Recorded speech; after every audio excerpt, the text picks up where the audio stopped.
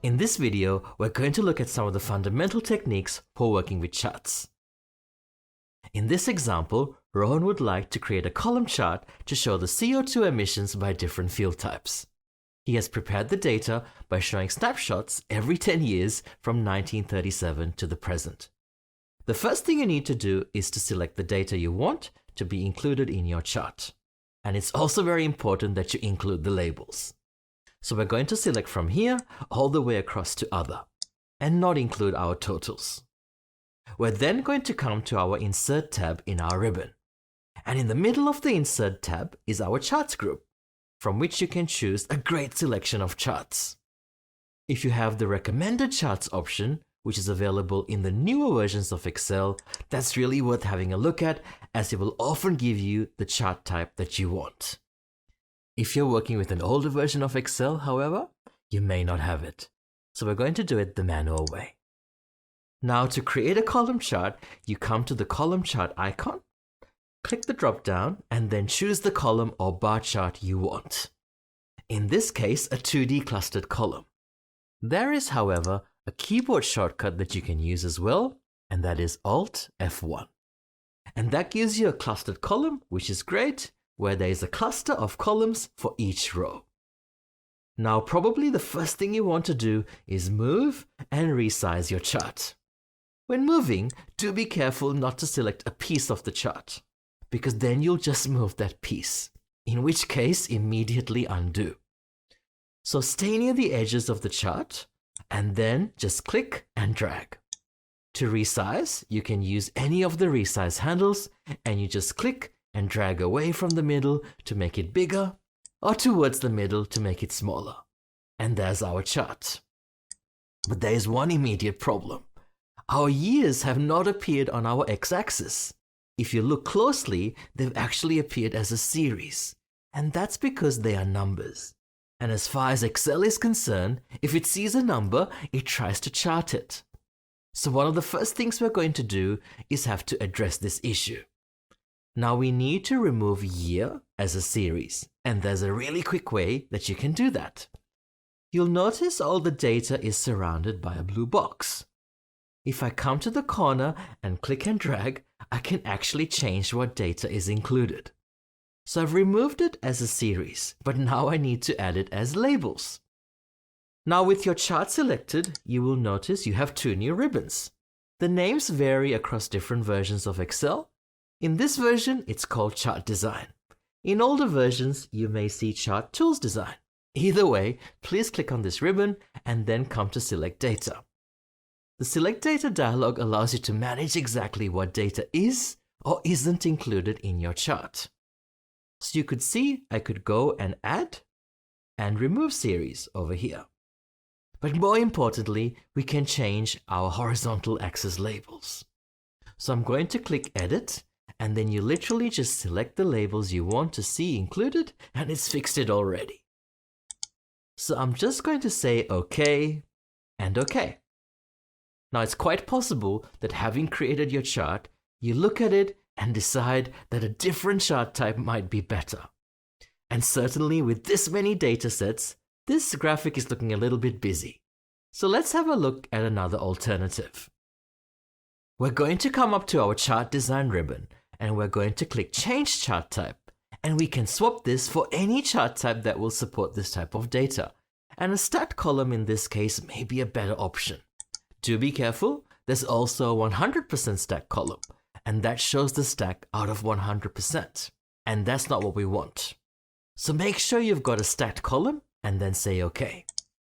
And what this has done is taken all of your little clustered columns and piled them on top of each other, so you can still see the breakdown, but you can also more easily compare the total emissions for each year represented. Now let's talk about making our chart look a little bit nicer. To begin with, on your Chart Design tab, you'll see a gallery of styles. And as you hover over these different styles, it gives you a preview. And if you want even more options, you can click the drop down and you'll see even more options in there. So these are really good quick options, but we're going to do them manually so you can see all the alternatives. So first of all, my legend, it looks fine, but I'd like to change the position. So I'm going to come to this little green plus to the right of my chart, and this shows me all the different components. And from here, I can switch them off altogether, which I don't want to switch my legend off, so I'm going to turn it back on. And if I click the little black arrow to the right of it, you'll see I can change the position. And if I were to move it to the left, for example, you'll see it adjust the whole chart accordingly. But I'd like to see it at the top. Now I should probably also change my chart title. Your chart title would normally show by default, but again, if it doesn't, you can always just turn it on in the Chart Elements dialog. So clicking into my chart title, I'm actually going to need to replace this text. If you highlight and press delete, you may delete your title by mistake. So I suggest rather press Ctrl A to select everything and just overtype. So I'm just going to type in emissions by fuel, and then you can just click away. Another thing I'd like to address is my vertical axis. Because the numbers are so large, these numbers are actually quite hard to understand. So I'm going to click on my vertical axis, and if you want even more options than available from the plus, you can either right-click Format or just double-click. And that will open up a panel on the right, and this gives you the full range of options for changing the components within your chart. Now first of all, please select the Axis Options, which is the little bar icon. And then we go to Open up Axis Options, and the one we want to change is the Display Units. And these are such big numbers that I'm actually going to set it to billions. Not only is it much more readable now, but it's also put in a label for me. That was just one of many options. I encourage you to explore and see what else you can do in here. Let's make one final aesthetic tweak. I would like to make each of these bars a little wider. So I'm going to select one series, doesn't matter which, and that switches the gray panel over to show me the formatting options for my data series. And the gap width between these columns is really wide. So I'm going to change it to 50%, which reduces the gap width and thus increases the width of each column. And I think that looks much nicer now.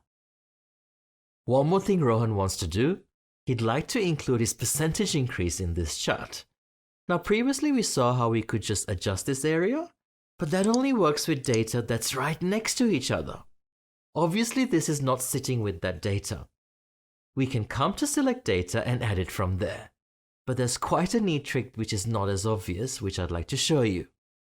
So we're actually going to select the data from H3, including the heading, and right down to 16%. And I'm going to copy Ctrl C, and then I'm just going to click on the edge of the chart so it's selected, and I'm going to paste Ctrl V.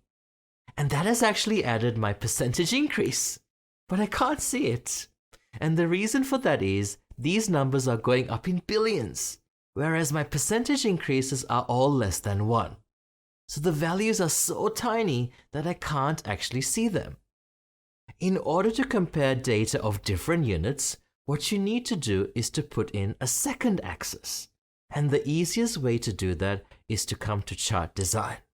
Come to Change Chart Type, and right at the bottom choose Combo. Now it switched everything to clustered column for a moment. Don't worry about that. We're just going to scroll down, and we actually like our other to go back to being a stacked column. And you'll see when you do that, it switches everything else back to stacked. We do want our percentage increase to be a line, but the important thing is we want that to be on a secondary axis. So I'm going to tick and say OK. And now it has created a secondary axis showing our percentages, and we can see our percentage increase along with our billion tons of emissions. So there's our finished chart, which is now looking very great.